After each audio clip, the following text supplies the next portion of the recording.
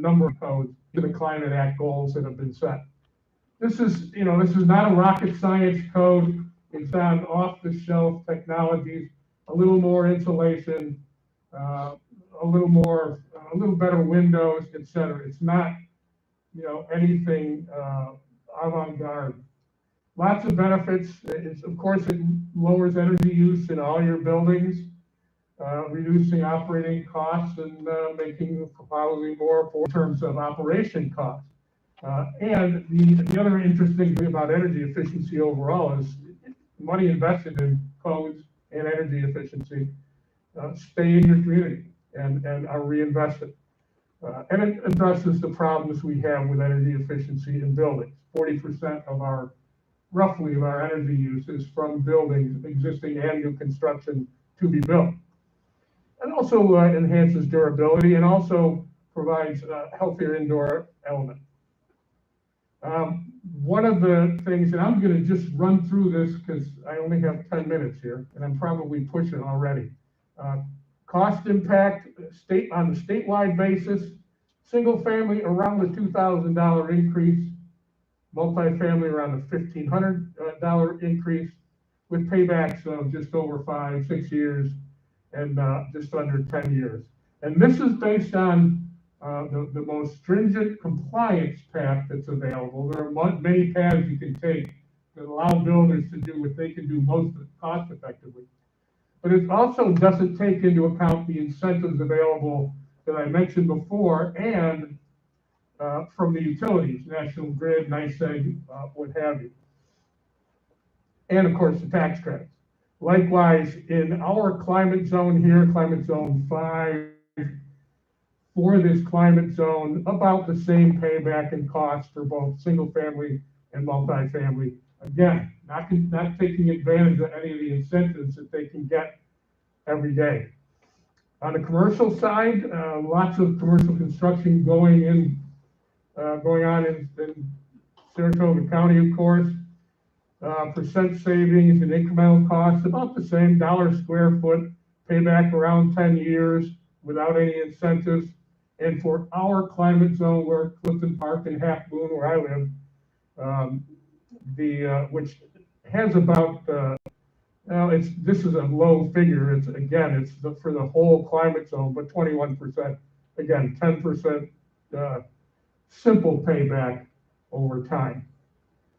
The compliance paths are the same as they always have been, except they have added one that's very popular, just beginning to be popular here, the passive house path, but all the same paths for compliance, the methods that builders and designers can use as the base energy code, with a little bit of an improvement for those methods. The most important thing, I think, having been involved in the New York Energy Code for over 40 years and training code officials and builders and designers, is the access to what's known as the check software, which is a free software for builders and designers that code officials can ask for. This is just an example of the ComCheck software, the commercial building code. Down at the bottom, I'm sorry, it's sort of hard to see here with the little screen, but the New York Stretch Code has a version for these softwares, which are free online. You can download them. They're going to do away with the download and just stick with the web versions. But it gives the code officials everything they might want in terms of information coming in for permit applications and plan review, and also has a dozen or more plan review and site inspection checklists that can be used. So what's different? Well, not a whole lot. It's only about 10% more efficient. There are some small improvements, both sides, residential and commercial, in building envelope or insulation R value. Lighting and electrical, there's some lighting improvements. Stuff that's you go and you buy at Home Depot every day. It's not rocket science. There are two requirements for solar and electric vehicle readiness. This doesn't mean you have to have charging stations or you have to install photovoltaic. It just means that at the point of construction, when it's easiest and cheapest to do, you can create a path for the installation of solar photovoltaics, an extra double breaker at the box, and a path for electric wiring, and likewise for electric vehicle charging. And same thing on the residential side, the lighting improvements. I mean, if you're a builder and you don't go and see National Grid and or New York State Electric and Gas, and this stuff is pretty much a freebie. It's a slam dunk. Not a lot of change. Same thing happens with existing buildings. Some communities have asked, well, what happens if Joe homeowner just wants to add some insulation to the attic? Or I had a commercial roofer down in Bedford ask me, geez, is this going to blow all my estimates for my roofing replacements out of the water? And we actually took a look at one of his projects where he's taken off a flat roof on a commercial building, taken out the damp, the wet and ruined insulation under it, and replacing it. The base code, the regular New York Energy Code, said you got to put back R30, which is usually that board stock blue board insulation. The stretch code only required an additional R5. He kind of looked at me and said, I don't even know if I'll change my estimates for that. So those are the kind of minimal changes. When added up, get you that 10%, 11%. There are some commissioning requirements, but in existing buildings, the big deal is that only the new work that's done in a renovation has to comply. You don't have to bring the whole house up to compliance. There are some opportunities, just as there is with the statewide code, to use third-party inspection and verification. Some builders choose to use the energy rating index, which is calculated by a HERS rater. I don't know if you've had any of them here yet, but there have been plenty in adjoining towns, I know. So there's a lot of opportunities to do that and shift some of the burden from the code department, which is pretty damn busy enforcing 12, 13 codes, not to mention whatever town codes, jurisdictional codes they have to enforce as well. So harken back to that slide where I said there's incentives coming for third party. Take a good hard look at that, because it's a good one. It's a good chance to bring in some help for your code department, and also there's a section in it that is helping to promote the use of new electronic code enforcement materials and methods. You can amend the New York stretch code to make it better than the New York stretch, but you can't make it worse. And you do have to file with the Department of State. There's a resource page that I'll show you in a second here, but lots of tools and training course. I'm the circuit rider for New York stretch for this area, and my time is your time. So, you know, I'm a short hop away. I encourage you to take advantage of that. I also encourage Steve to, you know, if he wants to sit down and take a look at this more closely and see how it might, talk about how it might impact your department, I'm glad to take the time to do that any old time you want that's convenient for you.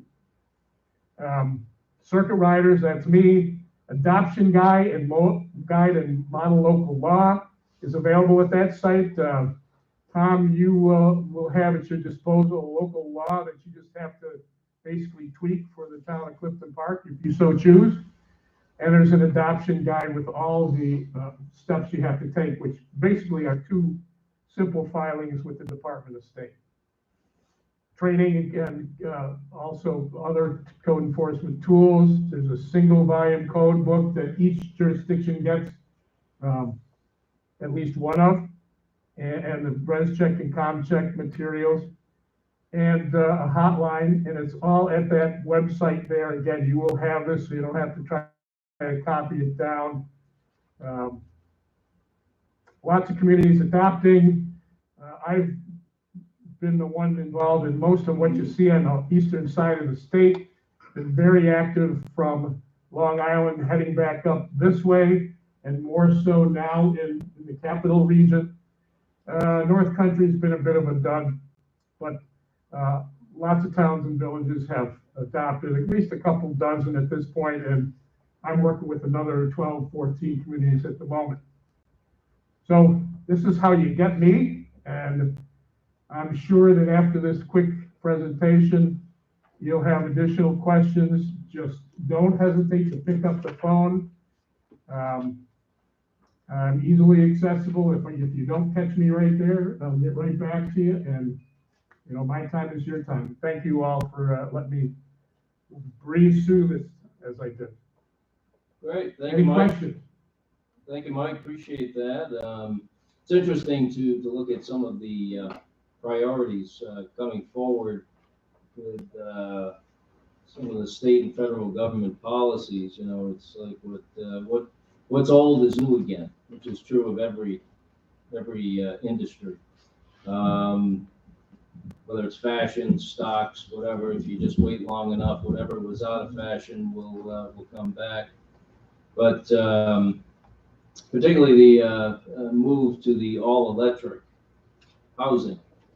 And I don't believe that has really been a push since, what, the late 70s, I think it was, with the oil and gas shortages that we experienced back then, where there was a fair amount of housing that was built electric only. Outside of the municipalities in New York and other places that benefit from strong power generation through the use of water, hydropower.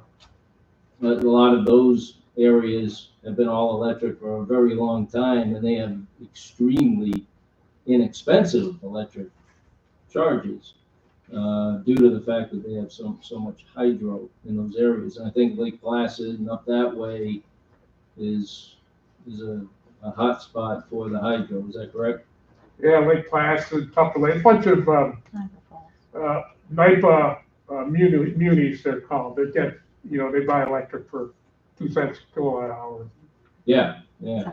When I had my stove store up in Saranac Lake before I moved here 30 years ago, it was amazing to watch the Fletcher's junkyard in Tupper Lake pile up with oil and propane boilers, people putting in electric strip heating, but it was cost effective. Now there's some really good electric technologies that are super efficient, heat pumps primarily, that there are incentives for. But whether utilities will get on board with that quite as fast as everybody else wants them to, I don't know.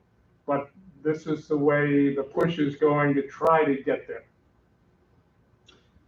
Yeah, so, I mean, obviously, generation of electricity is heavily reliant on fossil fuels. You know, green energy only makes up a few percent of the overall makeup of power generation. Is the thought that at some point in the future that the reason to go all electric is that everything will have solar on it? Every house, every commercial building will eventually have solar, which will coincide nicely with the electric. Well, that's the drive. Yeah. You know, the incentives are there to promote photovoltaics. We know that there's going to be significant wind power in, you know, off Long Island, and other resources as well.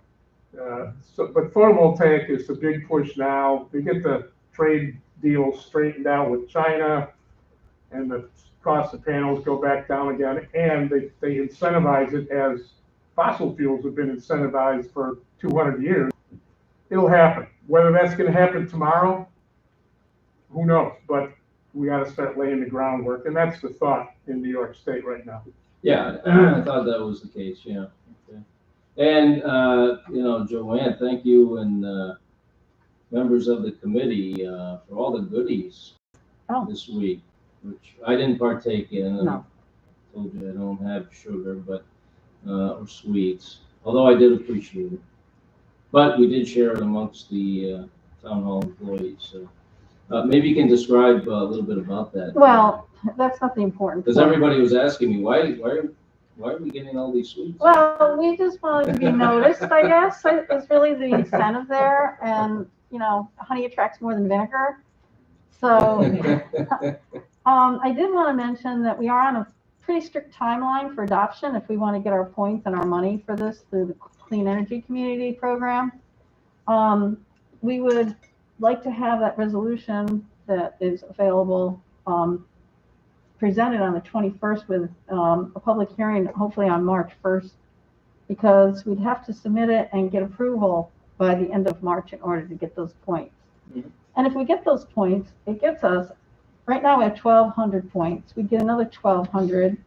We expect to get about 400 in the next month or so, which if one code official attends the spring training would give us their 3,000 points, which means we'll get $10,000 in addition to the 5,000 that we would get for adoption. So there's some money being sought after here. And if we keep going, which I hope we can, which we have a lot of other things we're working on in the clean energy community tasks, is that we can actually earn up to, if we get 2,000 more points, which I think is possible, we would get another $70,000.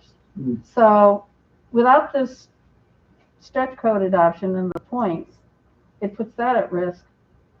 But that's not even the most important thing here. The most important thing is that we're ahead of the curve in our building and efficiency so that we have healthier buildings.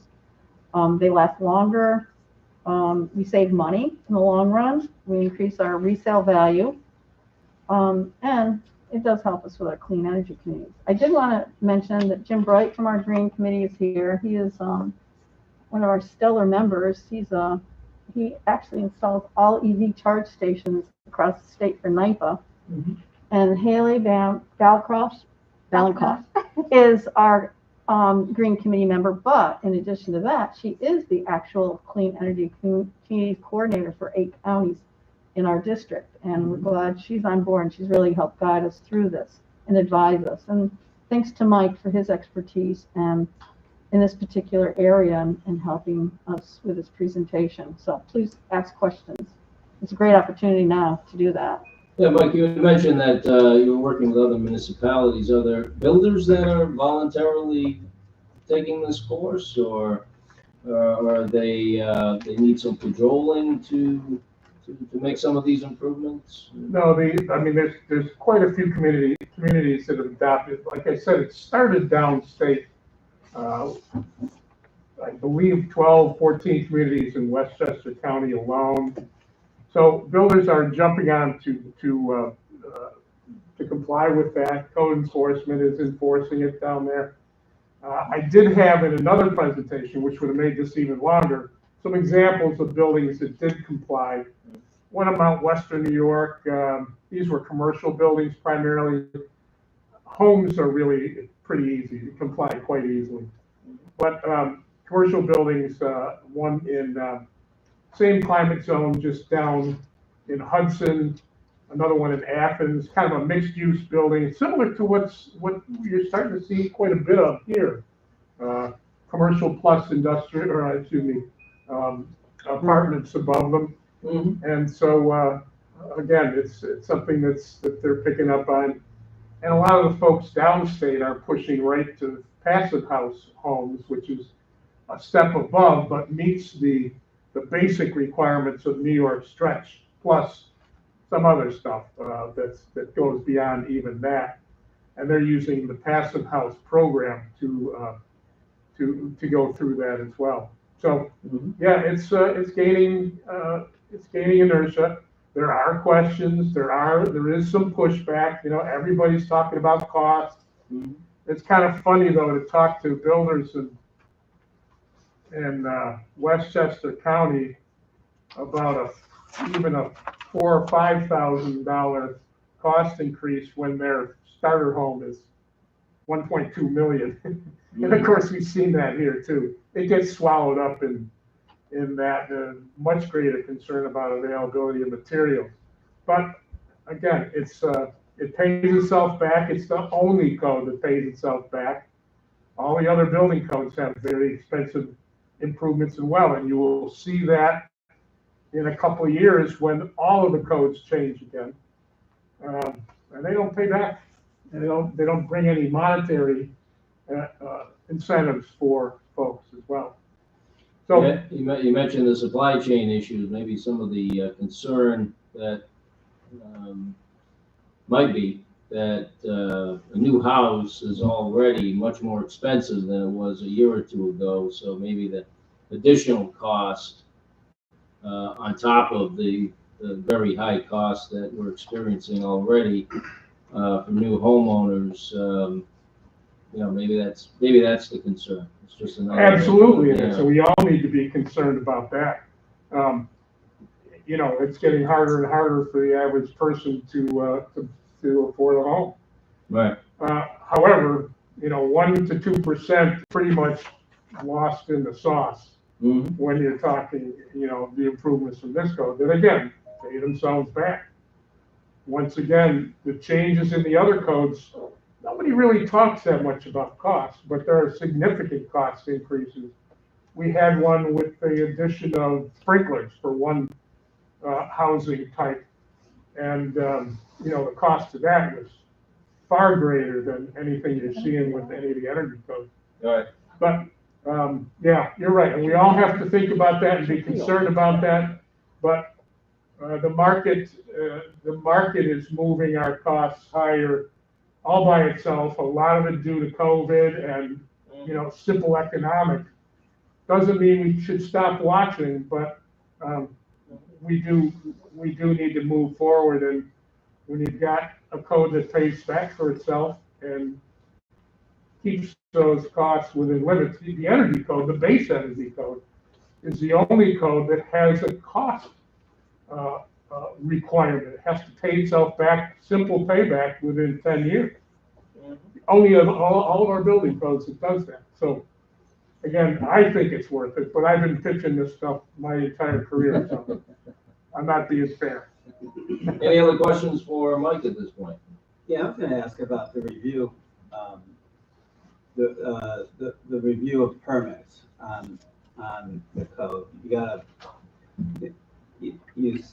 Your presentation seemed to say that it was easy peasy for Steve's department to just this code was just built on the rest of them, but there's a significant third-party review requirements, right? No, there are third-party requirements for a couple of things. One of them is commissioning, which is required for some commercial projects, but many are required for commercial buildings for heating, ventilating, and air conditioning, and lighting in their controls.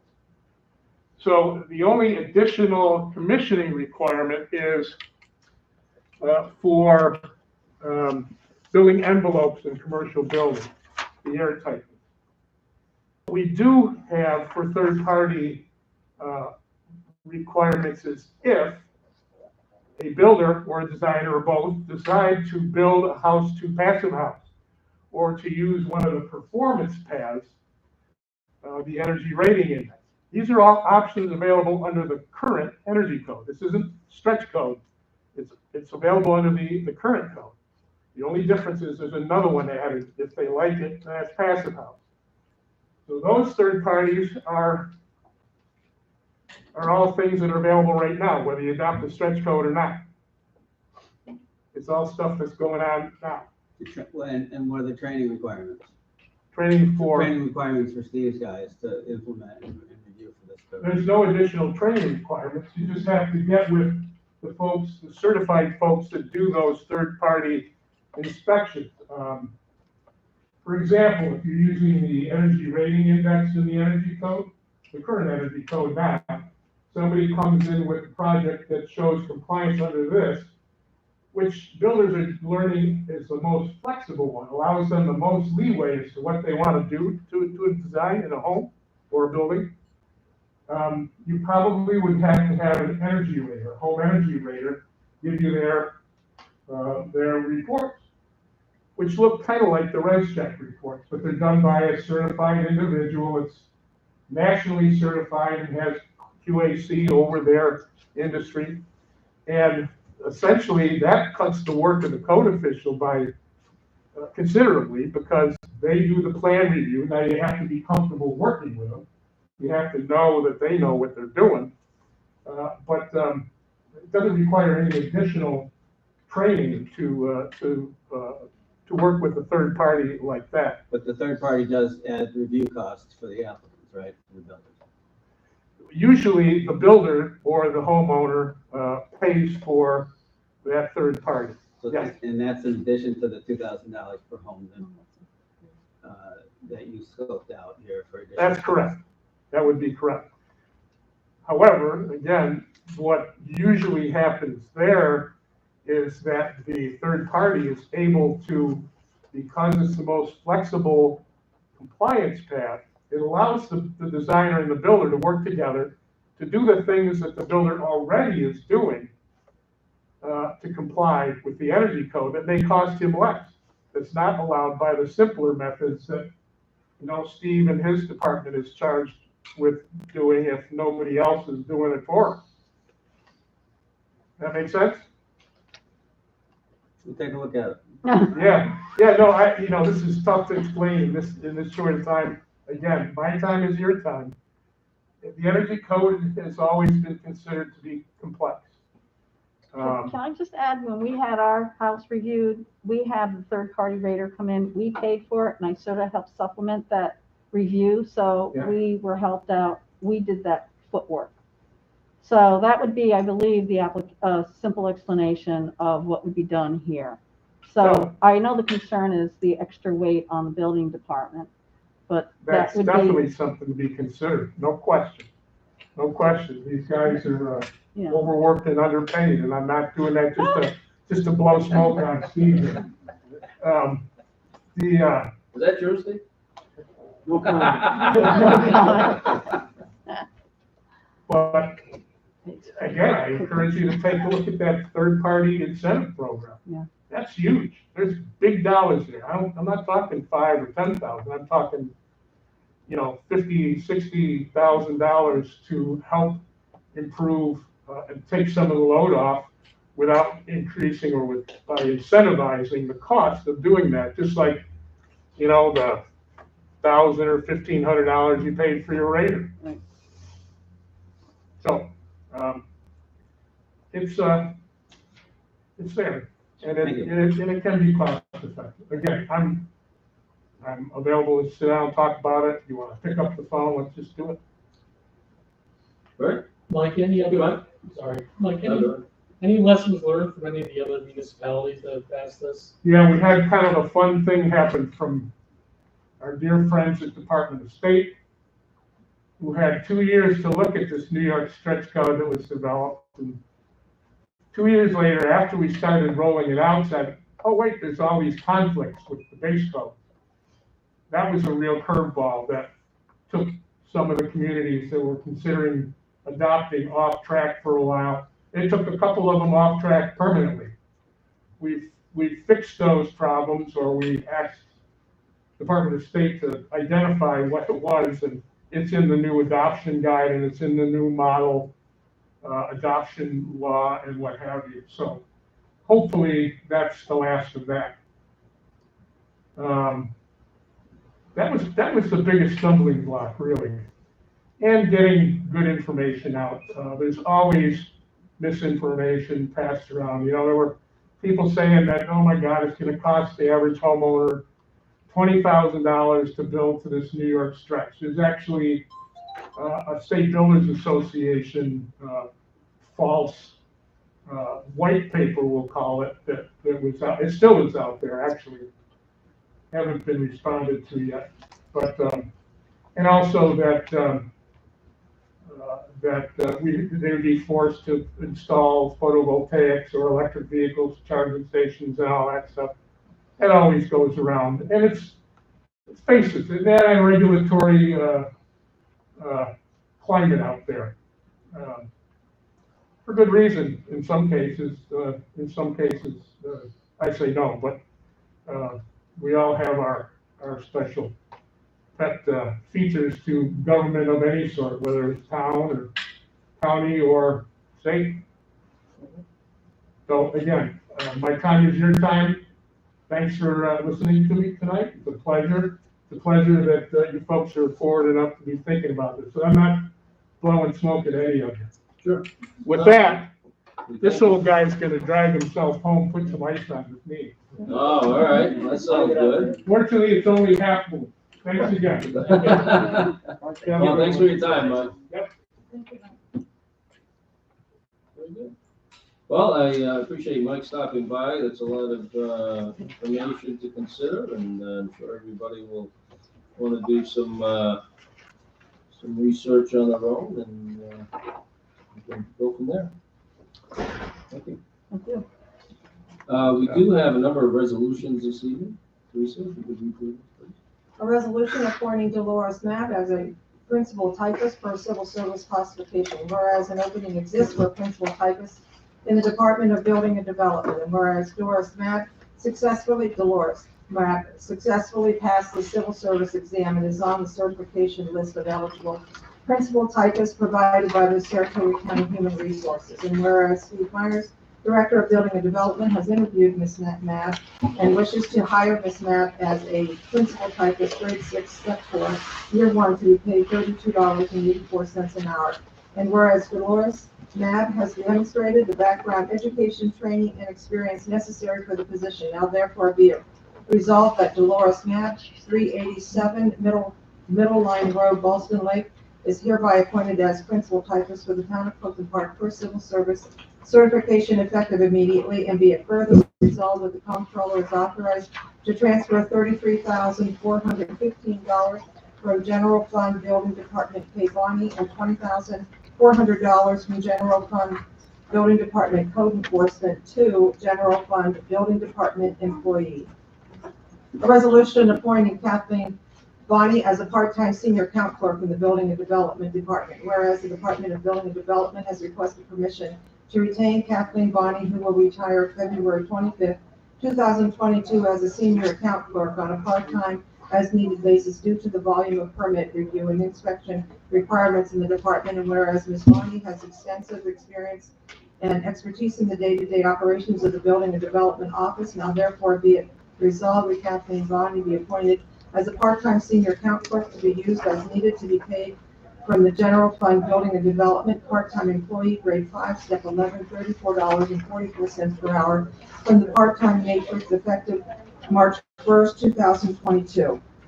A resolution scheduling a public hearing to consider applications for the conservation easement historic preservation program, whereas the town's term conservation easement program requires public comment on properties proposed to be included in the program, and whereas Michael and Patricia Biblichouse have requested inclusion in the program for property on 178 Fisherberry Road, and whereas Raymond Marchusi has also requested inclusion in the program for property on 589 Grooms Road. Now therefore be it resolved that a public hearing is scheduled for February 28th, 2022 at 7:05 p.m. in the Wood Memorial Room, 1 Town Hall Plaza, Clifton Park, New York, to consider the properties listed above as owned by Michael and Patricia Biblichouse on Fisherberry Road and Raymond Marchusi on Grooms Road, each for inclusion in the 25-year conservation easement historic preservation program, and be it further resolved that the property owners give notice to all adjacent property owners and other entities as provided in the town's conservation easement legislation in advance of the public hearing, and submit receipts of the mailing to the town clerk's office prior to the date of the public hearing, and be it further resolved that the town clerk is directed to publish appropriate notice of same. A resolution authorizing the town highway superintendent to install traffic control devices on Ray Road, whereas the town of Clifton Park Highway Safety Committee, HSC, has reviewed the triangular island configuration at the intersection of Ray Road and Sugar Hill Road, where Ray Road splits into a Y configuration, allowing for two-way traffic at the top of the Y from Sugar Hill Road, and whereas the HSC commended that a yield sign be installed for vehicles entering Ray Road from the southern leg of the Y intersection on Ray Road heading east. And whereas the HSC recommendation includes installing 2 stop signs for vehicles exiting the for the top of the Y from Ray Road on to Sugar Hill Road. Now therefore be it resolved that the town board authorizes Dan Bull, town highway superintendent, to install one yield sign and two stop signs and two stop bars per the attached diagram, and be it further resolved that the installation of such signage and pavement markings shall be installed according to the 2009 Manual of Uniform Traffic Control Devices and its current New York State supplemental, and be it further resolved that the installation of the signs be charged to general fund traffic safety. A resolution authorizing the purchase of mosquito dunks for use by the town residents. Whereas the town has an ongoing West Nile virus preventative program and dunks are needed to continue the program. And whereas Scott Reese, stormwater management technician, has requested authorization to purchase 60 cases of mosquito dunks, 72 dunks in each case for distribution to town residents. And whereas quotes were solicited for the purchase of dunks, and the lowest quote was received from Summit Chemical in Baltimore, Maryland for $69.48 per case. And whereas Scott Reese has recommended that the quote of Summit Chemical be accepted in an amount of $4,168.80 for 60 cases of dunks. Now therefore be it resolved that the quote from Summit Chemical in an amount not to exceed $4,168.80 is hereby accepted for the purchase of 60 cases of mosquito dunks to be paid from Community Services Public Safety. A resolution accepting a proposal to complete a residential curbside bulk trash pickup for all residents within the town of Clifton Park. Whereas the town board wishes to maintain its program to perform a full residential curbside bulk waste pickup service for all residents of the town on a biannual basis. And whereas a request for proposals was published in the Schenectady Gazette and posted on the cliftonpark.org website, requesting price quotes to perform a full curbside bulk trash pickup for the 2022 program. And whereas the request for proposals was also forwarded to vendors in the market for trash hauling services. And whereas on January 18, 2022, the town received the lowest conforming quote from Twin Bridges Waste and Recycling, Clifton Park, New York, for an estimated total cost of $137,500 in response to the advertised request. And whereas the town board has allocated funds for this year's contract in the general fund transfer station bulk pickup account number. Now therefore be it resolved that the town board accepts the proposal from Twin Bridges for an estimated amount of $137,500 to complete a full residential curbside bulk waste pickup for all residents within the town of Clifton Park to begin the week of May 2nd, 2022, and to be completed by May 21st, 2022, which will be paid from general fund transfer station bulk pickup. And be it further resolved that the comptroller is authorized to transfer $22,500 from unassigned fund balance to the general fund transfer station bulk pickup. A resolution appointing members to the Deer Management Assessment Group. Whereas by resolution number 21 of 2022, the town board authorized the establishment of a deer assessment and management advisory group to research deer management and controlled deer hunts on municipal lands in other parts of the state. And whereas Councilwoman Flood has expressed her intent to chair the advisory group, and whereas Councilwoman Flood recommends that the following residents be appointed to the group: Tim Palmer, Clifton Park; Jean Novitsky, Clifton Park; Joseph Stockbridge, Ballston Lake; John Climbs, Ballston Lake; Greg Boyd, Clifton Park; Aaron Bennett, Clifton Park; Frank Berlin, Clifton Park; Frank Rognet, Clifton Park; and Jeff Marachi, Clifton Park. And whereas other representatives from Albany County, New York State DEC, and New York State Canal Corporation may be asked to participate from time to time. And whereas the town attorney's office will provide staff support and legal advice as necessary. Now therefore be it resolved that Tim Palmer, Jean Novitsky, F. Joseph Stockbridge, John Climbs, Greg Boyd, Aaron Bennett, Frank Berlin, Frank Rugnet, and Jeff Marachi are to serve on the Deer Management and Deer Assessment and Management Advisory Group, each for a one-year term to expire December 31st, 2022, and be it further resolved that the consultants representing the other groups listed above may participate as needed. A resolution awarding a contract for sewer pump station emergency power generators to CDE Electric Incorporated pursuant to General Municipal Law 103. Whereas MJ Engineering prepared specifications and bid documents for the acquisition and energy emergency generators for various pump stations for Clifton Park Sewer Districts number 1 and 2. And whereas sealed bids were opened on January 20th, 2022, with CDE Electric Incorporated of Cairo, New York, submitting a low bid of $349,180 for 5 separate emergency generator configurations for the pump stations within both pump sewer districts. And whereas MJ Engineering recommends the awarding the bid to CDE Electric as lowest responsible bidder. And whereas pursuant to resolution number 239 of 2021, costs of the generators and their installations will be offset using federal funds received by the town from the American Rescue Plan Act. Now therefore be it resolved that the comptroller is authorized to transfer from the ARPA funds received in 2021 to cover the costs in the amount of $279,344 to Clifton Park Sewer District number 2 equipment and $69,836 to Clifton Park Sewer District number 1 equipment. And be it further resolved that the supervisor is authorized to sign a contract with CDE Electric Incorporated for the generators in an amount not to exceed $349,180 for the emergency generators. A resolution authorizing the transfer of American Rescue Plan Act funds for engineering consulting services relative to the bid process and installed for the standby generators at the pump stations within the Clifton Park Sewer Districts number 1 and 2. Whereas by resolution number 239 of 2021, the town board designated funds to support 4 categories of expenditures of federal funds received through appropriations within the American Rescue Plan Act, ARPA. And whereas the town board includes the acquisition and installation of 5 pump stations, 5 pump station emergency generators as a category of ARPA fund spending for the town sewer department. And whereas MJ Engineering has submitted a proposal for an amount not to exceed $53,700 to design and propose product specifications for acquisition and installation of the emergency pump stations and generators for the Huntwood, Compton Road, Christina Maria Drive, Boyack Road, Westchester Drive, and the Green Meadow Drive pump stations. And whereas the town board wishes to approve the engineering costs for emergency pump stations for the locations listed above.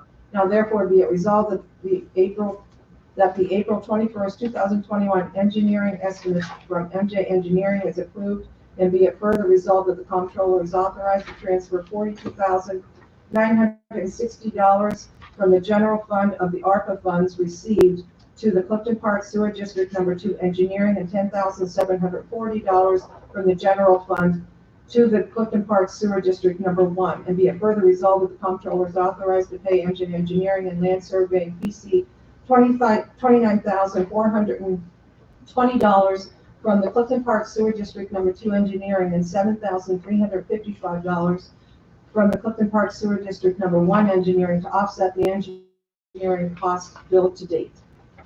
A resolution declaring a public emergency pursuant to the General Municipal Laws, Section 1034, for a replacement sewer pump in the Old Knott Farm Pump Station. Whereas on January 24, 2022, Collection Systems Manager Michael O'Brien identified a sewer pump failure in the Old Knott Farm Pump Station that left the pump station without a functional backup system. And whereas it was determined that the original pump motor from 2002 was beyond economical repair. And whereas Section 1034 of the New York State General Municipal Law provides that in cases of an emergency situation arising from unforeseen circumstances affecting public property or the health or safety of the public, the town board may authorize the purchase of several service, material, and equipment without competitive bids. And whereas Emmons Metro LLC was available and engaged the work at the Old Knott Farm Pump Station on an emergency basis, pursuant to invoice totals not to exceed $5,942 attached, with work completed on January 24th, 2022. Now therefore be it resolved that the town board determines that the resulting damage to the sanitary sewer systems due to the pump failure constitutes an emergency for procurement purposes under Section 1034 of the General Municipal Law, And be it further resolved that the comptroller is authorized to pay an amount not to exceed $5,942 from Old Nut Farm Sewer District Equipment for the invoice attached to compensate Emmons Metro LLC for the work. A resolution determining that proposed installation of box culverts at the Bruno Road for the improvement of stormwater drainage systems to mitigate the flooding of the town roads and infrastructure in the area constitutes a type 2 action pursuant to the New York State Environmental Quality Review Act, whereas the Highway Department is pursuing a project to install box culverts on Bruno Road in the area of Bruno Road, as depicted in mapping contained within the attached short environmental assessment form, for the purpose of improvement in stormwater retention and to mitigate excessive flooding of the town road in the area. And whereas the project consists of the installation of box culverts and street openings and right-of-way openings for the purpose of repair and maintenance of existing utility facilities. And whereas Highway Superintendent Dan Bull recommends that the project be classified as a type 2 action pursuant to the New York State Environmental Quality Review Act, the SEQR Act. And whereas the town board has reviewed the short environmental assessment form prepared by the Highway Superintendent and Planning Director and correspondence dated January 20th, 2022, describing the project. Now therefore be it resolved that the project constitutes a type 2 action under the New York Code's rules and regulations, 617.5C4 and 617.5C5, as it constitutes the replacement, rehabilitation, or reconstruction of equipment in kind on the same site, and no further action under the SEQR Act and the regulations is required, and this resolution shall take effect immediately. A resolution approving the use of the Clifton Park Highway Department's White Building for the training of firefighters prior to its demolition. Whereas on August 17, 2021, the Clifton Park Highway had an accidental fire that caused several severe damage to the facility known locally as the White Building. And whereas on January 10th, 2022, the town board approved resolution number 20 of 2022, authorizing the highway department to move forward in the demolition and replacement of the White Building. And whereas the future demolition of the White Building provides a unique opportunity to local volunteer fire departments to use the facility for much needed hands-on drill training and instruction. And whereas the highway department has communicated with Chief P.J. Champagne of the the Jonesville Volunteer Fire Department to establish necessary safety precautions to prepare the building, including an asbestos inspection and abatement. And whereas the highway department is removing possible dangers designated by the fire department from the building, and whereas an asbestos inspection was performed by Spectrum Environmental Services, showing that there was no observed asbestos in the building. Now therefore be it resolved that the superintendent of highways is authorized to coordinate with the Jonesville Volunteer Fire Department to use the White Building for drills and training operations for the department and surrounding participating departments in the town of Clifton Park. And be it further resolved that the Jonesville Volunteer Fire Department provide all necessary paperwork and insurance coverage to the town of Clifton Park prior to performing such activities. A resolution accepting a proposal for the placement of an apparel and textile recycling bin at the town transfer station. Whereas the transfer station provides and manages opportunities for the recycling of a wide variety of products, fluids, materials, including electronics, metals, plastics, oil-based automotive products, and batteries, as well as garden and yard waste, as well as bottles and cans. And whereas on January 4th, 2022, the town board published a request for proposals for upgrade and modernized opportunities for the recycling of clothing and shoes through the placement of 2 clothing collections in recycling bins. And whereas Apparel Impact of Bedford, New Hampshire, it submitted the sole proposal, and whereas Apparel Impact offers modern, clean, and efficient clothing recycling bins measuring 4 by 4 by 6.5 feet, and which are serviced and cleaned on a weekly basis with payment to the town of 0.5 cents a pound of all materials collected. And whereas Apparel Impact works with nonprofits and clothing graders to efficiently provide and source marketing for all materials and assist U.S. Armed Services, veterans, and low-income families with clothing assistance through a community division. And whereas the town board supports the expansion of effective recycling operations at the town's transfer station, now therefore be it resolved that the proposal of Apparel Impact Incorporated, Bedford, New Hampshire is hereby accepted, and that the Buildings and Grounds Department is authorized to coordinate the proper placement of Apparel Impact's clothing bins at the transfer station. Per the attached proposal, be it further resolved that the comptroller is authorized to deposit funds received from Apparel Impact for the recycled goods in the general fund to the general fund transfer station, textiles received. What's that? Any questions on the resolutions? Okay. Teresa, if you would read the heading, please, and we'll consider the first one. Resolution number 29, 2022, a resolution appointing Dolores Mad as a principal typist for civil service classification. I make a motion that we table this resolution. I'd like to second that motion. As a town board, the majority of the town board was not consulted, made aware, provided information to, or communicated with about this particular hire. We were not shown an application. We were not shown a resume. We were not shown a civil service list, nor were we notified until the agenda came out on Thursday of last week. As a town board member, I expect collaboration. After years, very many years, of receiving emails regarding interviews of open staff positions, requesting us to sit in on the interview or second interviews, I was surprised to see the resolution for the hire. I completely trust Department Head Steve Myers in his choice of the staff member, but I would like the privilege of being able to interview the candidate before the vote. Very good. This is the recommendation, and whatever the board wants to do. She was number one on the civil service list. All righty. Teresa? Motion to table, Councilwoman Flood? Yes. Councilwoman Standard? Yes. Councilman Morelli? No. Councilwoman Wallowit? Yes. Supervisor Barrett? No. Resolution number 30 of 2022, a resolution appointing Kathleen Bonney as a part-time senior account clerk in the Building and Development Department. So moved. Second? Motion's on the table. Kathleen has given us her notice that she will be retiring, and we wish her all the best in the future. Well, who knows? Maybe we'll keep her around a little longer. Any discussion?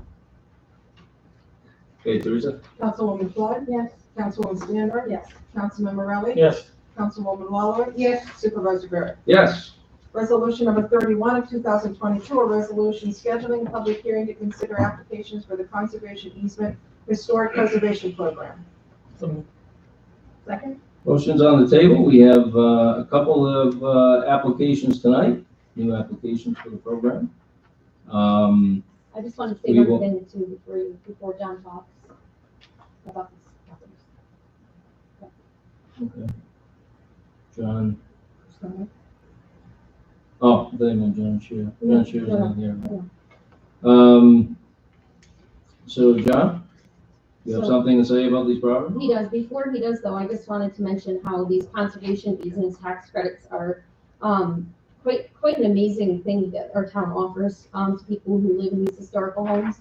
And the people who renovate these homes and try to keep them, maintain the historic integrity of these homes work very hard to do so. And they don't take it lightly. It's a long process that they go through. And they put a lot of money into the houses to make sure that they are maintaining that historic integrity. The Historic Preservation Commission goes through a whole process at their meeting of discussing each and every property, and they go out and visit it just to make sure that it is what it's being said it is. So the planning board and the Historic Preservation Commission work hand in hand. And the people who do get this tax credit also get a marker for their house and inclusion in the town brochure. So it's quite an honor when someone achieves this. So John, did you want to talk about the properties? Sure. Both properties have been recognized on, Could you come to? oh, sure. Both properties have been recognized by the Historic Preservation Commission, which you can view their online map viewer at cliftonpark.org, as identified as having local historic value. I think the one home is from 1837, and the second home is older than that. We'll have detailed information at the public hearing with a presentation, and similar to what Councilwoman Flood, mentioned, it really is a benefit when the private property owners enter into the term conservation easement program, because they're making a commitment that they're going to maintain the historical integrity of the structure moving forward for the term of that conservation easement, and it provides cultural and resource values to the community as a whole, but keeping the historic features intact. Yeah, we've been offering this for how many years, John? For 20 years? Yes. Yeah. Yeah, but I think the late 90s was when it was first initiated, and it's been in place for more than probably 25 years. Yeah. Good program. Very good. Can I speak to that? Any further discussion? No, okay. No, what was it, Frank? Pardon me? What do you want to say? Well, my house is on the historical register, You're a good example. and I had a slate roof, and I could have put an asphalt roof on, and because it's on a historical register, I looked into that, and I had a slate roof put on that individually cut for Vermont, and the guys carried the slates up like 4 at a time. It was a lot of work, but because the town did that, I felt, I'll go the extra mile for it. And I just looked on the map that the stars on the flag were 30, but California wasn't in yet when my house was built in 1850. So I'm thanking the town because it was a good incentive to keep the house, that way. So I'm saying it's an example for me and you guys. It was very, very nice. So I appreciate it. Thank you. Very good. What year did yours go on the register? Boy, I was on there quite a while. Yeah. And the funny thing was, just tell you guys, I came to the house, some two ladies, I don't know who they were even, and they sat in the kitchen and said, "We'll put your house on the historical register." And I said, well, okay. I had no idea that there was any benefit with it or anything, and so I said, what about the inside of my house? I said, well, that part you can leave. We're interested in the integrity in the outside of the house, So I've been told to put aluminum siding on there. And, a person said to me, oh, don't do that because the breaching columns and all that stuff. But so it was good for me to wake up and realize to keep the house. So it's a worthwhile program. Thank you. Good. All righty. Any other discussion? Okay, Teresa? Councilwoman Flood? Yes. Councilwoman Standard? Yes. Councilman Morelli? Yes. Councilwoman Wallowitz? Yes. Supervisor Barrett? Yes. Resolution number 32 of 2022, a resolution authorizing the town highway superintendent to install traffic control devices on Ray Road. Second. Motion's on the table. John, this came from the Highway Safety Committee. Yes, the Highway Safety Committee, in conjunction with Highway Superintendent Dan Bull, went out to the intersection. They evaluated the existing conditions, and there was just some safety recommendations in terms of assigning who has priority in the lane movement, where the two legs coming in off of Sugar Hill Road onto Ray Road. It doesn't assign a priority, so this will, reduce the potential for any conflicts of turning vehicles on either leg of that fork, converging, I guess, into the stem of what you call a Y. So the stop sign also helps on Ray Road too, that vehicles will know to stop. Highway Superintendent also recommended putting in the stop bars, which really assign where the stopping distance should be. So it's really safety enhancements to an existing intersection. Mhm. Very good. Any discussion? Okay, Teresa? Councilwoman Flood? Yes. Councilwoman Standard? Yes. Councilman Morelli? Yes. Councilwoman Walowitz? Yes. Supervisor Barrett? Yes. Resolution number 33 of 2022, a resolution authorizing the purchase of mosquito dunks for use by town residents. So moved. Second. Resolution's on the table, and another program we've had for quite a few years. Anything to add here, John? Just that the program's been very successful. The residents, the word's out about the program, so we get a steady stream from spring right through summer. And this past summer was a very wet year, so just residents being proactive with the mosquito dunks cuts down on the potential of West Nile virus and other mosquito-borne illnesses. So it's been very successful. The residents thank the town and the town board when they come in and pick those up throughout the warm seasons of the year. Yeah, and it's important to get them out in the spring, early spring. And we keep them right downstairs here, so just come in the front door, and they'll be right to the left of the receptionist. So the key is to get them out there early and follow the instructions. And the only thing that doesn't like the program are the mosquitoes, I guess. All right, any further discussion? I have a question. What is a dunk? Is it like just a little thing that mosquitoes get trapped in? No, it's a little disc that you put in water. It's environmentally friendly. It dissipates over time and kills mosquito larvae. Yes, it's really the larvae it kills, like Supervisor Barrett said. It's actually on the larva of a mosquito. They have to breathe in air, and their breathing apparatus is known as a butt snorkel of where they breathe from. And the mosquito dunks, when they dissolve, actually create a thin film layer on top of the water that doesn't allow that snorkel to break the surface to receive oxygen. So that's how it ends up killing the mosquito larva. I'll be honest, I don't do either. I had to look it up today. I'll be down to get one.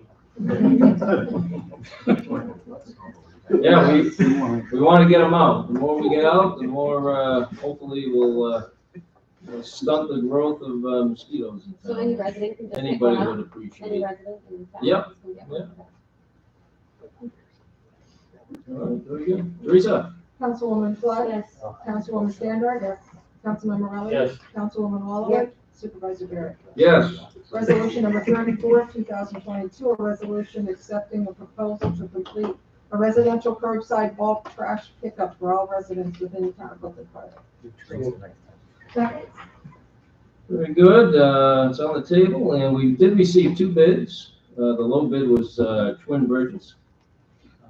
As we do with each bulk waste pickup, a letter will be sent to every resident, alerting people as to when the pickup will occur in their area of town.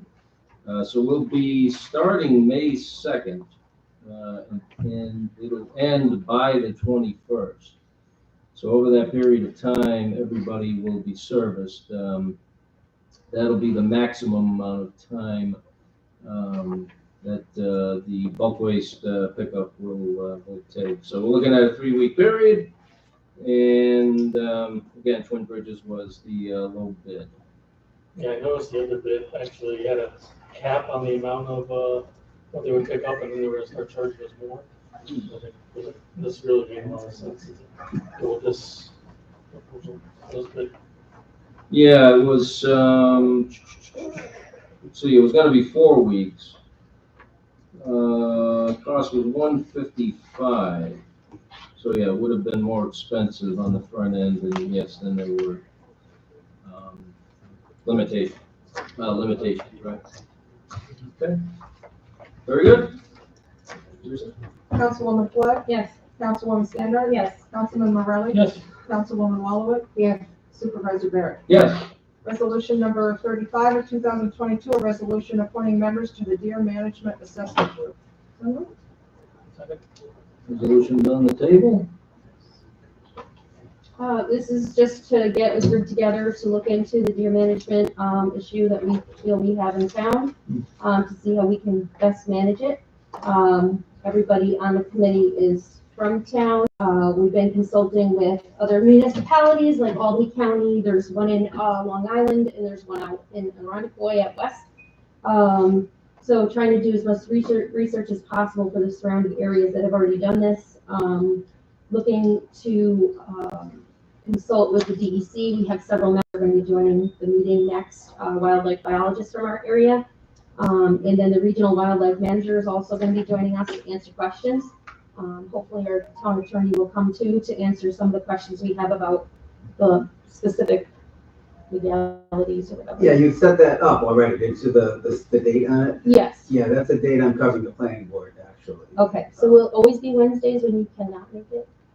Because we're going to set up the next one, so I will make sure you can come to the next one.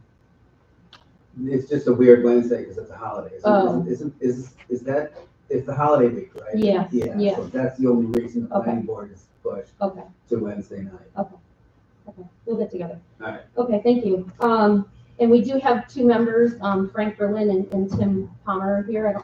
I know Frank wanted to say something, right?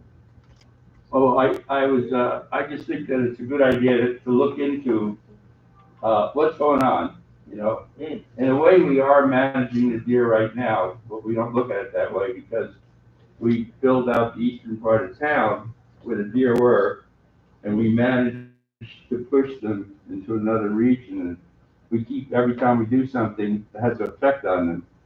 And we need to know what's going on here. So I just know from living in a community was like this, where it was like, I guess 12, I looked it up anyway. I'm so old, in my 8th grade class, there was only 12 of us. At Shenandoah, there's 67 kids, I think, in the 8th grade class, you know. So I'm sorry, there is now, in the town I'm in. It's grown so much, and they have such a deer problem. And so you just have to decide what you want to do. They looked into poisoning them, which didn't work out too well. And then they looked into, baiting them, and they paid people to come in to shoot them in fenced-in areas. But you have to think about something, because the people that loved them at the time don't love them anymore. I know, and so we still love them, I understand that, but our area, I have some photographs I could show you that we have over-browsing, and what they're doing in the forest is they're eating the small trees that are growing up to replace the older trees. And we don't see that, but so we should look at the whole thing. People will decide what they want to do. I have no mission here, just it's something to look at. It's a good idea to be ahead of the curve, which Clifton Park always is, so it's good. Thank you. Yep. Tim, did you want to say anything? I'm really looking forward to working with my peers in this realm that are residents of the town under Councilwoman Flood's leadership. And our intent is to do research and come back with a comprehensive, thoughtful, written program at some point in the future. And we've had one Zoom meeting. I'd be happy to answer anybody's questions about my perspective on that meeting, if that's appropriate. You have pictures, right? Yeah, I'll pass these around. There's a picture. This is Tanner Road, and it's over browsing, with deer eat things that they shouldn't eat. And when they're doing that, they're starving. So these are pictures of in town. And this is on Tanner, I think. And this is in a person's yard where they come right up to the house. So, Yeah. Tom, I give you those? Sure. I hope you can pass them around. Whoops. You Yeah, dropped that's one of the main drop reasons that Albany County started their program over by the reservoir. They have 6,000 acres. It was because of the deforestation that was happening to the forest out there. The deer were just decimating the forest. So that was one of the #1 reasons for starting their program. But they had 6,000 acres. Yeah, How long has Albany County been doing it's this? only been a few years. It's successful there, or Do they have results? How has it been? Yep, when they first started, they had, I think she said they started out with only like 30 people in the program, and they ended up getting, I think it was like 10% of what they wanted to get, so it started slow. And now they have like 50 or 60 people in the program, and they sent it out to over 200 residents to see if anyone was interested in helping, so. And they don't wait. No, no, That's not no, horrifying. no, I know, yeah, that's what some I didn't towns know have that was done. a thing until you know. Mhm. So if you figure, that a lot of Joes have twins, so that doubles, and then the other ones have a single. So you can have like 100 deer the first year, and half double and half don't. I think you have about 250 the next year. And then your cars are killing them, so it's gonna be a problem, I think, from what I've seen, and I think the idea of looking at it, deciding what you're gonna do is a good idea. There's over 1 million deer killed in New York State by cars a year in the whole state, so it's a lot, by cars alone. Okay, very good. Teresa? Councilwoman Flood? Yes. Councilwoman Standard? Yes. Councilman Morelli? Yes. Councilwoman Wallowitz? Yes. Supervisor Barrett? Yes. Resolution number 36 of 2022, a resolution awarding a contract for the sewer pump station emergency power generators to CDE Electric Incorporated pursuant to General Municipal Law 103. So moved. Second. Okay, resolution's on the table. Michael, how are you? Doing well. What you got Happy to here? be back here. Yeah, it's been a while. Come more often. Just a clerical thing. I made a mistake in my submission to Tom. There's actually 6 generators. We spell them out in the resolution, but for some reason I was fixated on 6 or 5. There's 5 in Clifton Park Sewer District number 2, which is the former Crescent Waste, and 1 in the Sewer District number 1.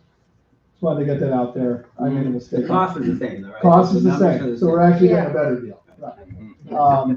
But yeah, this is, we inherited a large sewer system 2021, so last year. It came with 1 beat up generator that was full of mice and whatever, and no generators at the other pump stations. The board throughout the years has funded the upgrades to the former CK system pump stations, which we're very grateful for, putting in standby generators. And this is just a continuation of that program. Obviously, with the ARPA funds, it's allowed us to accelerate that. I'm very grateful for that. Thank you. So this is the first step. And CDE we've worked with before. As a matter of fact, I think they've done the majority of our generators, and they came in real low. We're right on track. So once we pay the engineering and any other National Grid gas services we have to have installed, we should be right on target for budget. It may even be less, because we had to omit a gas line at Compton, which is in a Shirewood neighborhood. It's so far back off the road that a gas line would have been, tens of thousands of dollars. So we just went diesel there. But that's it. And these generators provide power, obviously, in a natural disaster where the sewer stations still need to pump because people are still flushing the toilets. As part of, we've already installed most of this stuff for our we have like a 3-tier protection at our pump station. So we have fittings we've already put in that we can pump around any pump station in the event of an outage or a failed system. But in a large scale thunderstorm, that kind of thing, we're really scrambling, and standby generators are no brainers. Today's pump stations, they come with them. So that's what we're doing. So this will leave 1 tiny little pump station in Clifton Knolls that we have all the time in the world, and we actually have a generator we bought specific for it that we have to cart out. The town sewer system, all the generators will be standby generators. So we'll have accomplished a pretty significant goal when this is complete. Very good. Very important measure, something we've done for years with the other districts, as you mentioned. Any questions for Mike? Okay, Teresa? Councilwoman Flood? Yes. Councilwoman Standard? Yes. Councilman Morelli? Yes. Councilwoman Wallowitz? Yes. Supervisor Barrett? Yes. Resolution number 2022, a resolution authorizing the transfer of American Rescue Plan Act funds for engineering consulting services relative to the bid process and installed for the installation of the standby generators at pump stations within the Clifton Park Sewer District number 1 and 2. So moved. Second. Okay, it's on the table. Michael? This is the engineering, MD Engineering, one of the town's engineers, put together a bid spec for us. We went out to bid around Christmas time. They worked with a company, Friedman Fisher, which I've never heard of, but apparently they're quite an electrical engineering firm. So they looked at every pump station, the total package, and figured out what needs to be done for the electrical, because a lot of this stuff is in terrible shape. So not only are we getting a generator and a transfer switch, but some of these stations we're getting a cleanup of the existing electrical, which is a safety benefit. And still we're going to be tracking under budget. So that's what this is for. I have invoices coming in already for the engineering, so Mark asked me to move through the resolution to appropriate the money to the proper budget. So that's where we're at. Make it official. All right. Any questions from Mike? Teresa? Councilwoman Flood? Yes. Councilwoman Stander? Yes. Councilman Morelli? Yes. Councilwoman Wallowitz? Yes. Supervisor Barrett? Yes. Resolution number 38 of 2022, a resolution declaring a public emergency pursuant to General Municipal Law Section 1034 for a replacement sewer pump in the Old Knott Farm pump station. So moved. Second. One more, Mike. Yep, this, we have a pump in Old Knott Farm that we lost. We brought it in to have it evaluated. We thought we had a spare, which apparently we used at Wildflower. So we took Wildflower's new pump and used it at Old Knott Farm. So we are down one pump. So we don't have an emergency backup for either station right now. So this is to buy a pump that we can use at either station, but really it's being charged Old Knott Farm because that's the pump ultimately it's going to replace. And that's where we're at. We like to have 3 pumps in stock for all of our pump stations, so we're never down to a single pump at a station for a prolonged period of time, because lead times on pumps right now is amazing. So that's what this resolution is. Okay. All right, questions from Mike? All right, Teresa? Councilwoman Flood? Yes. Councilwoman Stander? Yes. Councilman Morelli? Yes. Councilwoman Wallowitz? Yes. Supervisor Barrett? Yes. Resolution number 39 of 2022, a resolution determining that proposed installation box culverts at Bruno Road for the improvement of stormwater drainage systems to mitigate the flooding of town roads and infrastructure in the area constitutes a type 2 action pursuant to the New York State Environmental Quality Review Act. So moved. Second. Okay, it's on the table. This has been a long-standing issue. We did the work on Plank and Nadler, and Bruno was to be the third leg, if you will. Yep, so we had started our project out originally with Plank, Nadler, and Bruno last year. Unfortunately, we had some, the Department of New York State Historic Preservation interjected and had some questions regarding the site, the location, and any historical significance that came from the area. We went for many months back and forth trying to just tell them that the area that we were working in had already been disturbed. It was an old road. It has been there for a very long time. Most recent culvert had probably been installed there within the last 60 years. So any historical significance that might have been there, we don't think was there. Just recently, they had agreed. So our next step into finalizing the permit for Bruno Road comes with this seat. So I want to thank John for helping me get things moving and prepared. He's very well versed in these. So we worked together on this. And I think the only important, not the only important thing, but one of the important things to mention is that in this entire process, all the work is going to be done in the right of ways. There's no property purchases. There's no boundary extensions or amendments. This is all happening within the road. Just a simple box culvert installation to make sure that Bruno Road no longer floods and get the water moving into the Dewazkill as it should. And this will also, I'm hoping, help a lot of the residents that live along Bruno Road from having to suffer from that road flooding all the time. I know Mr. Bill Williams is here. We've been talking quite a bit. He's been having issues down there for years and years and years. So hopefully we can help Mr. Williams here get a little bit more satisfaction out of his road there. There you go. Pretty well. That's good. High and dry. Yeah. So Dan, these will stop the flooding, that's what you're saying? It's going to stop the flooding of the road. So the problem we have right now is the road, as erosion occurs, the stream bed raises in elevation. The original culverts that were installed there are almost 6 feet below what the current stream bed is. The water reaches Bruno Road and it just hits a dam.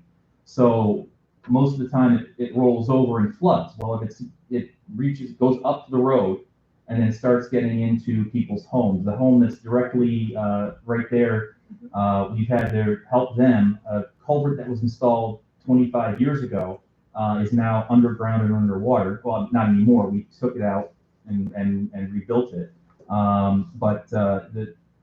These streams want to take a natural path, and it wants to naturally go under Bruno Road and get to the Dawes Hill and get into the Dawes Hill Nature Preserve.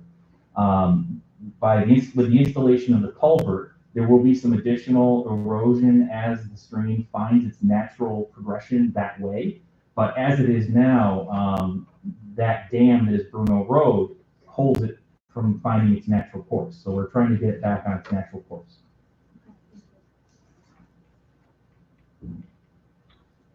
Alrighty, Teresa? Councilwoman Flood, Yes. Councilwoman Stanford, Yes. Councilman Morelli, Yes, Councilwoman Walloway, Yes, Supervisor Barrett. Yes. Resolution number 40 of 2022, a resolution approving the use of the Clifton Park Highway Department's White Building for the training of firefighters prior to its demolition. so moved. Second? Okay, it's on the table. Yep, so we had reached out to Jonesville Fire Department. PJ Champagne, Jimmy Ryan and I had a nice conversation about possibly taking a bad situation and making it better. The local volunteer fire departments are always looking for live opportunities for drills. I know Mike probably is pretty excited about this one. We have, the good news is that not only Jonesville will be promoting and presenting the drill, but they said they were also able to invite other surrounding companies, which is going to be great. We want to make sure that before this structure comes down, that we can use it to the best of our ability to train our volunteer firefighters. Like I said, they don't get a lot of opportunities like this, so we want to make sure we make the best of a bad situation. I know that in the past, people, well, up until today, people were asking, well, is this going to be a controlled burn? Most chiefs are telling me, no, we don't do those anymore. So we're gonna do this. So later on, we're probably going to be reaching out to the town board again to discuss our findings on how to best safely and swiftly demolish the white building. But we're still collecting information and bids on that, and we'll be hopefully getting that very soon. So because you're putting this forward, Dan, does that mean that there was no asbestos found? Oh, yeah, of course, I should have mentioned that, yes. So PJ's only concern was we just got to make sure that there's no asbestos. I said, we'll do an asbestos inspection. No asbestos was found. Okay, thank you. Will this drill be going on weekends or evenings during the day? They usually have like a drill night, and it would probably be in an evening, probably like 5 or 6 o'clock in the evening, depending. It's up to them. I said I work with them no matter what, because they're volunteers. You know, we want to make sure that the facility is open to them I on think their it's time. great that we're able to do that. I'm wondering though, if you know when they're coming, if we should put out a notice so when the apparatus and a lot of people are there, the citizens won't think that the campus is on fire. Yeah, we could put out another Because that notice. was, yes. I know I have a lot of attention. families. Yeah, I know I have a lot of families who are interested not only in the fire training but in the demolition itself. So we'll be keeping the public up to speed on what's going on. But I know there's a lot of kids out there that want to see what we're doing with this building. So we'll be making that public. Okay, thank you. so I'm all supportive of the training opportunity. My only question, maybe it's more for you, Tom, is if God forbid firefighters doing something gets hurt, so liability to the town, should there be some sort of indemnity clause or hold harmless? There should, agreement? that's how I interpret the last clause. I would, you'd want some indemnity and hold harmless language to the town, and the town would be additionally insured on their policies, and that would generally run through my office to determine that those are appropriate. Yeah, PJ has already gotten the ball rolling on contacting their insurance company and to discuss their options with that. But I said with him, we're not going to do it unless all of our T's are crossed and our I's are dotted. Want to make sure that they are insured and that we're not held liable for any. But the good news is that during the training process, these people are incredibly professional. These are the experts. These are the professionals that do this day in, day out, and safety is their number one concern. And that's what they do. That's how they come back alive from every fire. So very.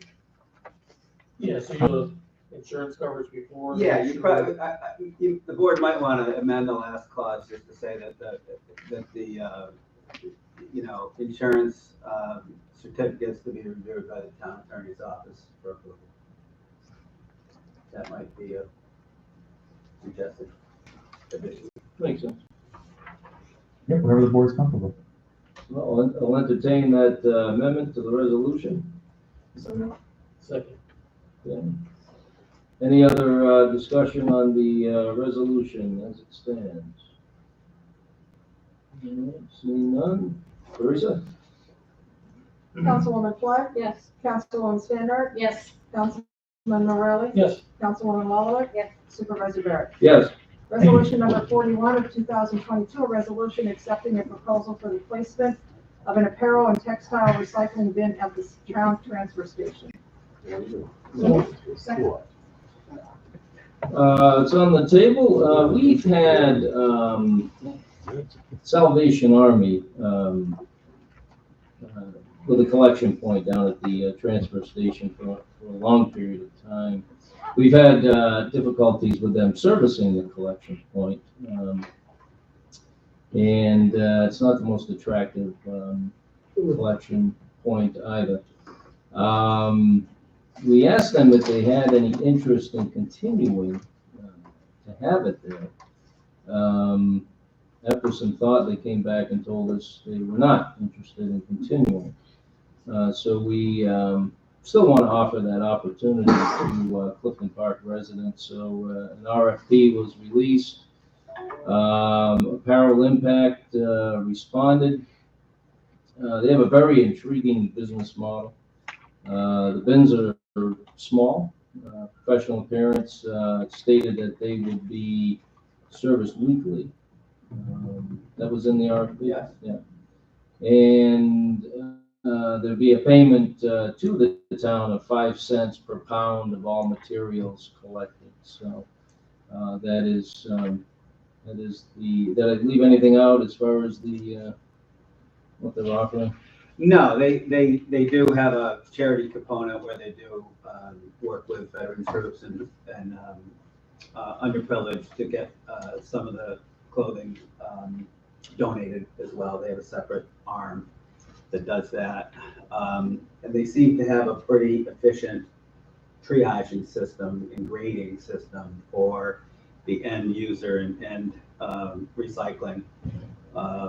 So I just think it seems to be a more efficient and modern, I guess, recycling system. Okay. So anyway, we've appreciated working with the Salvation Army for many years, as I mentioned, and wish them continued success. They do take donations at their location on Route 9. So if you do have donations and you'd rather they go to the Salvation Army, please visit them at that location. So very, very convenient location. Okay.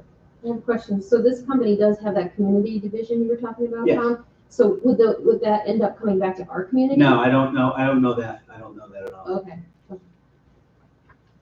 There was any guarantee of that? No, that's what I said. I don't think that's a component of it. All right. Any other questions? All right, Teresa? Councilwoman Flood, Yes. Councilwoman Standard, Yes. Councilman Morelli, Yes. Councilwoman Wallach, Yes. Supervisor Barrett. Yes. Any other business to come before the board this evening? Okay. I'd be remiss not to thank Councilman Morelli and the department heads for the time that they've invested in interviews for open positions.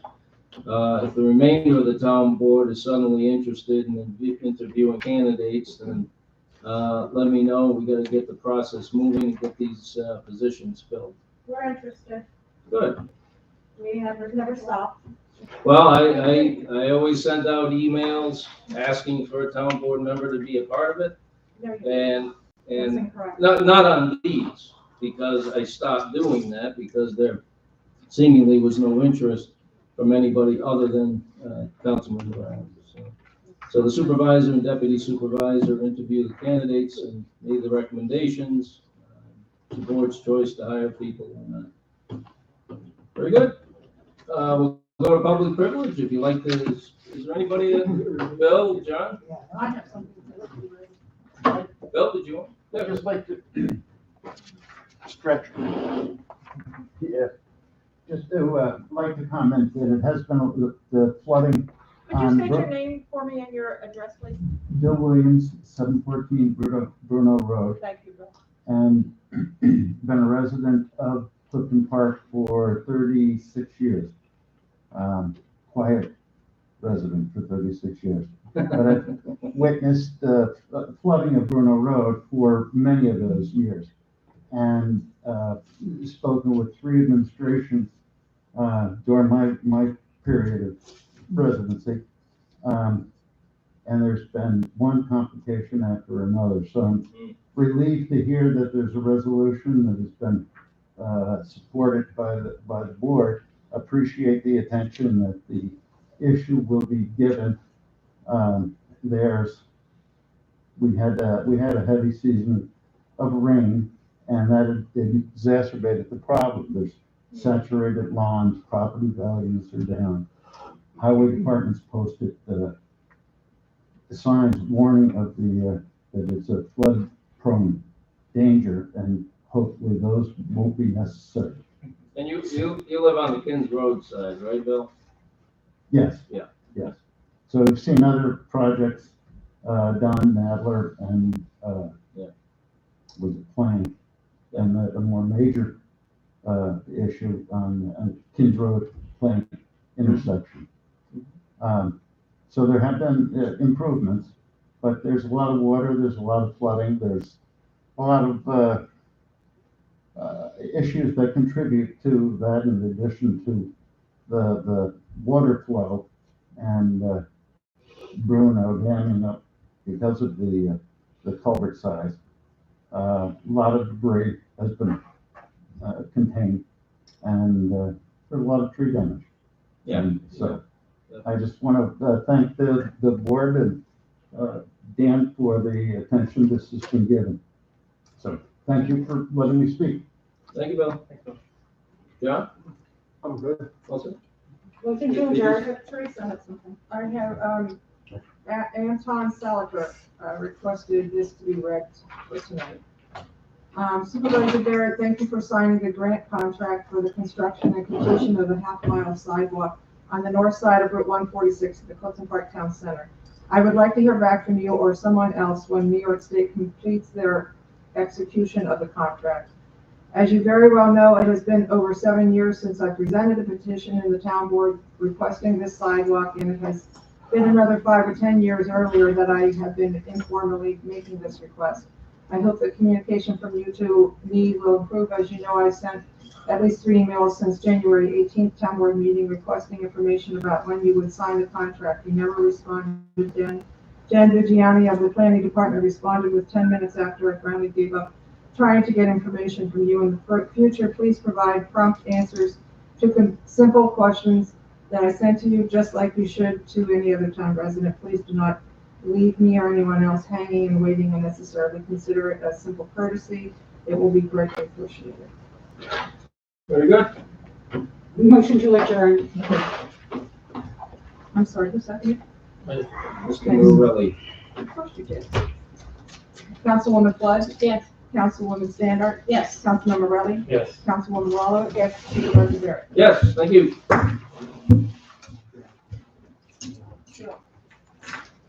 Yeah.